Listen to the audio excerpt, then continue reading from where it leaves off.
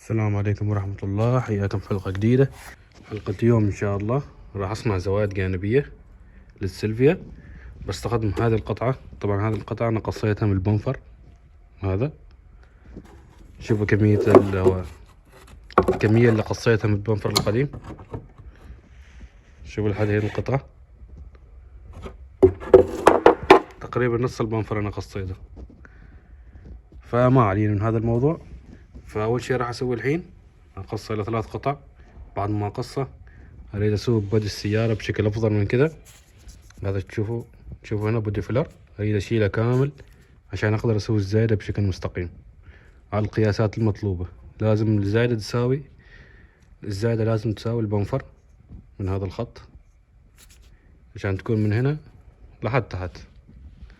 فبتشوفوا الفكرة بشكل أفضل بعد ما أقص هذا البنفر وأسوي سمكرة على هذا المكان.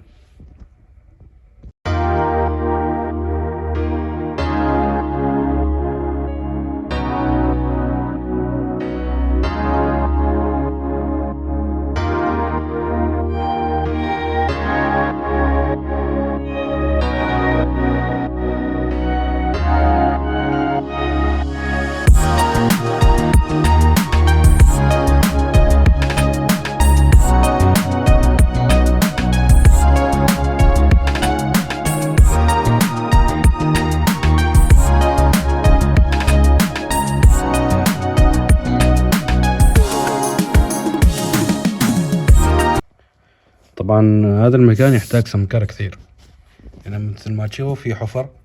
هذا الحفر لازم اسوي ويلدنج، لازم اسكرهم، ما ينفع اسكرهم ببودي فيلر، لازم ويلدنج.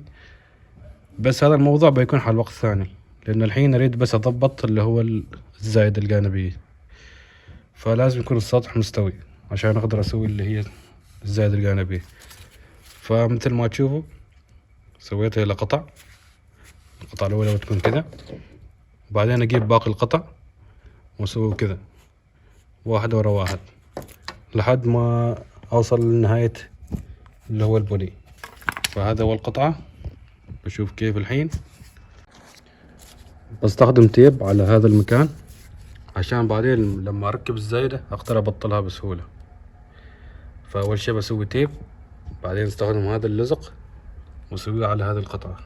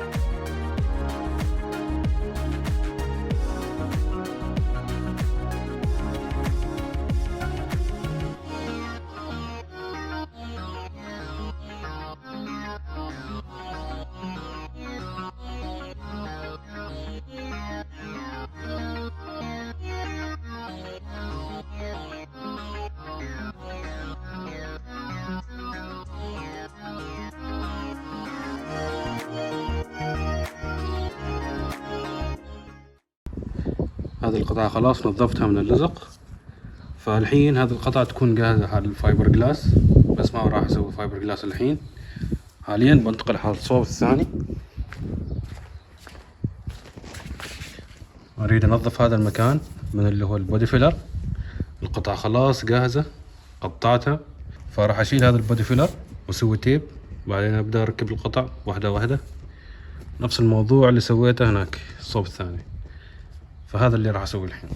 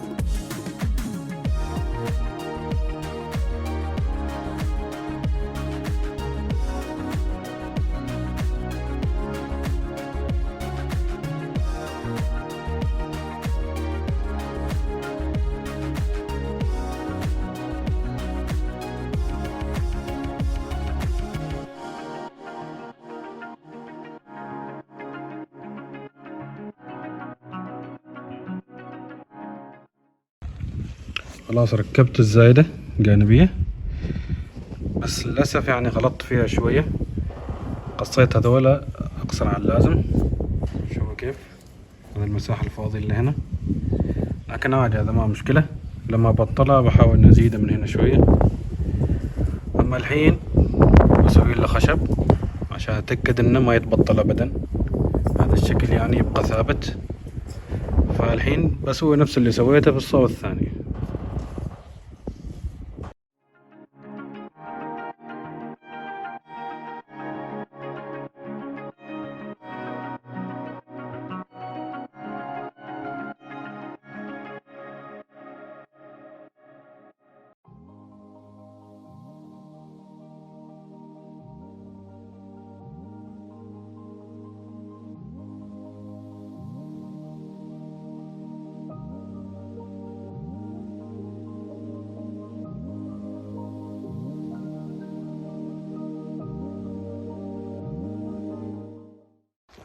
حاليا بوقف شغل على السيارة لأن ما عندي فايبر جلاس، بجيبه بكرة إن شاء الله.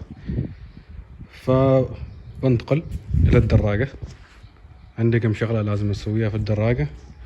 أريد أبدل البريك الخلفي، خلاص جايب لنا البريك. أريد أبدل الليتات، وأريد إيش بعد أريد أشغلها لأن تقريبا شهر كامل أنا ما شغلتها. طلعت فيها آخر مرة في البداية، وهي ذي كانت آخر مرة ما شغلتها بعد الطلعة يعني. فأريد أشغلها وأسوي الشغل اللي خبرتكم، وبعدين بنتقل على السيارة أكمل شغل. أريد أركب هذول القطع، عندنا البريك، عندنا الليتات الأمامية، نراويكم.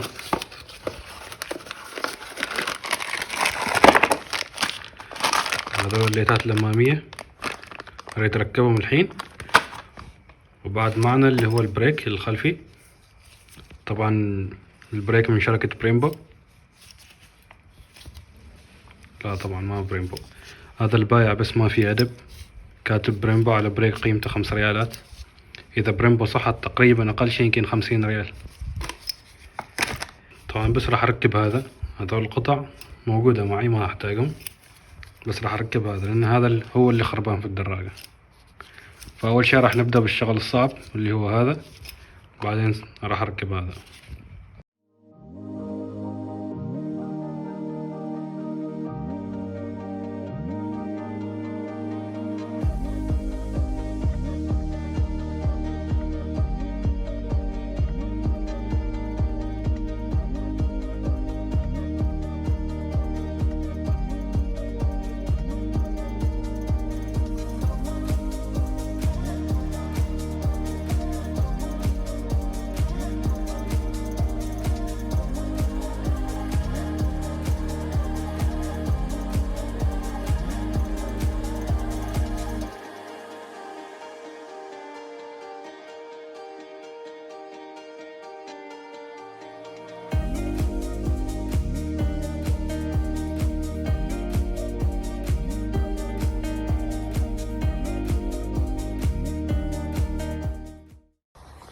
خلاص الحين البريك ركبته وشغال. عبيت آيل. حاليا الدراجة ما تتحرك، أموره طيبة الحمد لله. الحين بننتقل حال الليتات الأمامية، راح أركبهم ونشوف كيف أموره.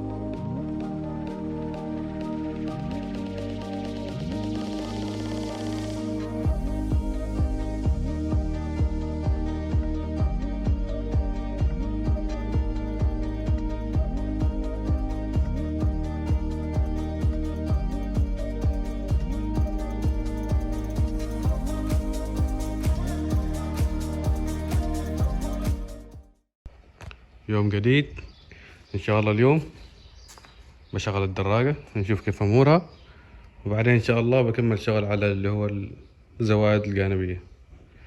طبعا امس ركبت الليتات، الحين امورهم طيبة شغالين والبريك خلاص. فالحين اريد اشغلها اشوف كيف امورها، ان الدراجة صار لها شهر كامل واقفة، ما طلعت فيها ما شغلتها ولا اي حاجة. فبنشغلها الحين نعطيكم شوية كولد ستارت. بسم الله.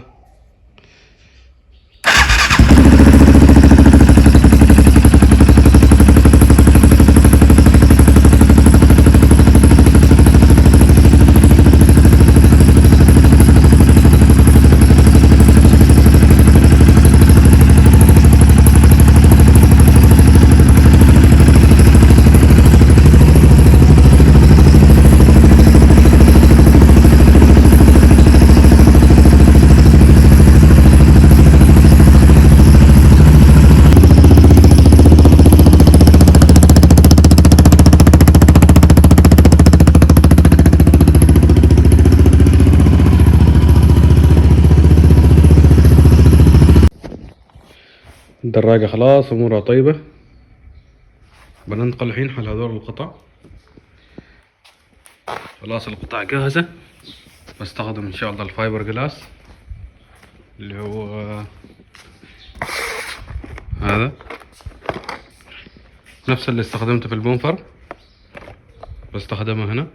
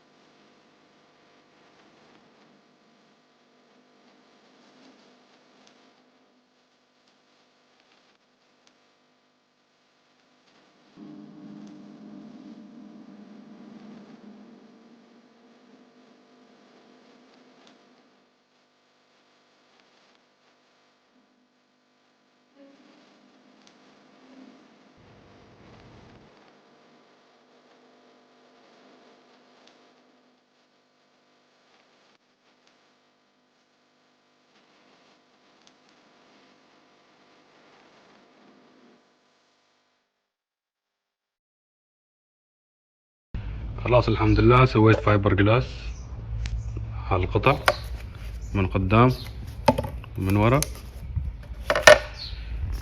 هذه نفس الشيء. الحين باقي بس اسوي صنفرة على هذه المنطقة وعلى الجوانب، وبعدين تقريبا نركبه في السيارة نشوف كيف قياساته. وانا قربته من قبل، القياسات اوكي مضبوطة، بس بعد لازم في تعديلات من هنا ومن هناك، وان شاء الله يطلع القياس اللي انا اريده. فالحين ببدأ اسوي صنفرة.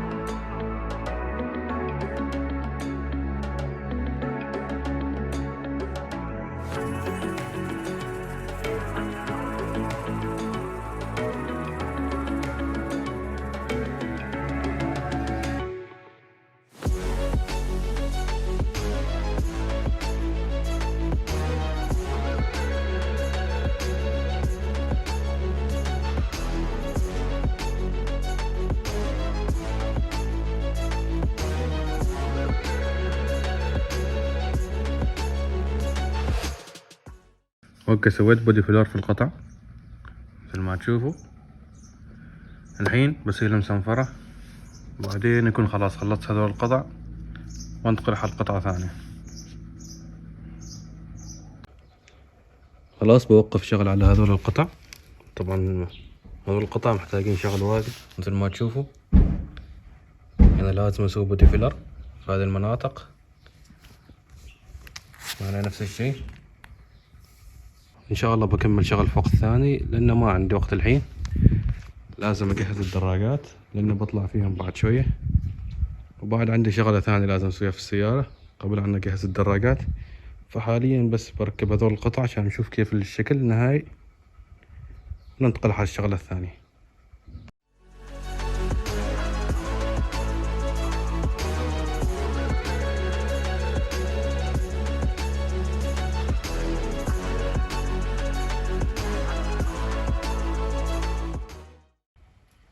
ما شاء الله طلع ممتاز صراحة. طبعا بسوي بعد قطعة ثانية تكون بهالشكل. هذيك القطعة اللي بسويها ان شاء الله بتعطي السيارة الشكل الافضل، بس اهم شي هذه الزوايا الجانبية طلعت اوكي. طبعا بعد لازم اعدلهم من تحت من هنا. هذا شوفوا كيف طاح طاح طاح طاح طاح. صور شوية، خلينا اصور يا اخي. اهم شي وضحت الفكرة صح. فالحين ببطله وراويكم القطعة الثانية اللي جبتها، بتعقبكم سوا. يا سلام، شوف شوف شوف شوف شوف. اخيرا حصلت هذا الجناح، ادوره من فترة صراحة، بالحظ حصلته.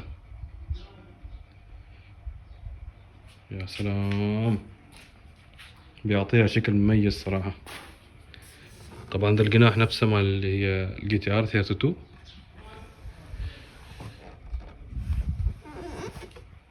ممتاز صراحة، فترة طويلة صار لي انا ادور هذا الجناح. الحمد لله حصلته، على طول شريته.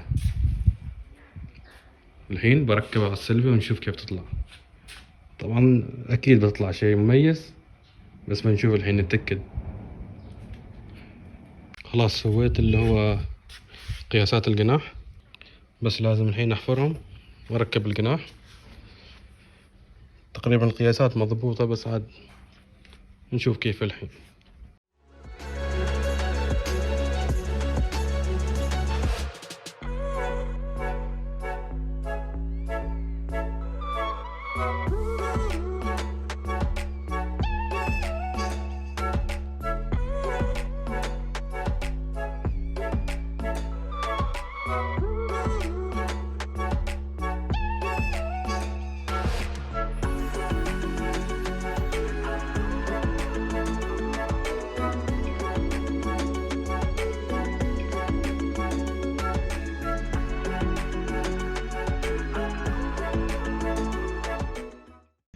ما شاء الله طلعت شيء جميل صراحة. عجبتني النتيجة النهائية. طبعا باقي الزوائد الجانبية ما زال في شغل فيهم، بس ما راح اكملهم الحين لان خلاص ما عندي وقت. اكملهم ان شاء الله يمكن في الحلقة الجاية او بوقت ثاني. بنشوف كيف الخطة ان شاء الله. احتمال في الحلقة الجاية اشتغل على الوايرنج او بكمل شغل ورا. البنفر بعدني ما خلصته، وهذه الزوايد الجانبية نفس الشيء ما خلصتهم، فيمكن اشتري لها زايدة جانبية جاهزة تركب على اي سيارة. بنشوف اذا ركبت على السيارة يطلع زين، اذا ما ركبت ترى خلاص طاف. يبقى بعد نفس الشيء اشتغل على هذولا، ما ادري ايش يسموهم. اهم شيء هذول لازم اشتغل عليهم بعد. والوايرنج احتمال شوية يطول موضوعه، لان لازم ابطل الطبلون عشان اعرف كل واير وين يروح، عشان اقدر اعيد ترتيب الضفيرة من اول جديد. لازم ارتبها من اول جديد، اشوف كل شيء وين يركب واعدل فيه وكذا وحركات. فهذا واحدة شغلة طويلة يعني، وياخذني وقت طويل اكثر من حلقة يعني. بعد من غير الماكينة لازم ابطلها، اغير الجاسكت واغير اللي هو مع التايمينج البلت، وكم حاجة هنا لازم تتبدل. بعد لازم اخذها مخرطة نفس الشيء، فقط الهيد البلوك ما يحتاج. الهيد لازم اخذها مخرطة تسوي فيه حركات شوية اعدل فيه. هذا واحدة موضوع ثاني بخبركم عنه ان شاء الله في الحلقة، مع الحلقة الجاية يمكن، ما اعرف اي حلقة، بنشوف كيف. في الحلقة الجاية يمكن نشتغل على الوايرنج ولا اسوي سمكرة على اللي هو الحوض، بنشوف كيف الخطة. بس اهم شيء هذا الجناح يعني طلع ممتاز صراحة. خبروني كيف وايش رايكم في الكومنت. صراحة انا اشوف الجناح شيء مميز على حركة البنفر كذا، شوية معطي السيارة شكل جميل. طبعا هذول الليتات راح اغيرهم ان شاء الله، استخدم ليتات ثانية. هذول ما يصلح شكلهم لان هذول اصلا مال وكالة، يعني اقدر اجددهم بس مظهرهم ما عجبني يعني. اريد اجيب شكل ثاني، شكل افضل من كذا. ان شاء الله تطلع شيء قوي يعني، شيء ممتاز. نسوي له اضافات ثانية. اذا عندكم اي افكار زين تخبروني ونعدل فيها ان شاء الله. طبعا الرنقات اكيد يتبدلن، الرنقات اللي اريد اركبهم في السيارة موجودين، بس يعني بركبهم وقت ثاني ان شاء الله. وهذا كان شغل حلقة اليوم. ان شاء الله عجبتكم الحلقة. طبعا ما طولت عليكم لان يعني قاعد اسوي الشغل كله سريع، لانه ما عندي وقت للاسف. فان شاء الله في الحلقات الجاية بتشوفوا شغل اكثر واشياء اكثر على السيلفيا. ان شاء الله عجبنكم المشروع. ان شاء الله في مشاريع ثانية في الطريق، بس اهم شيء الحين لازم نخلص السيلفيا. واهم شيء لا تنسوا اللايك والسبسكرايب، واهم شيء دعمكم للقناة. اتمنى بس تنشروا القناة لاصحابكم وزملائكم، ونلتقي على خير في الحلقة الجاية ان شاء الله.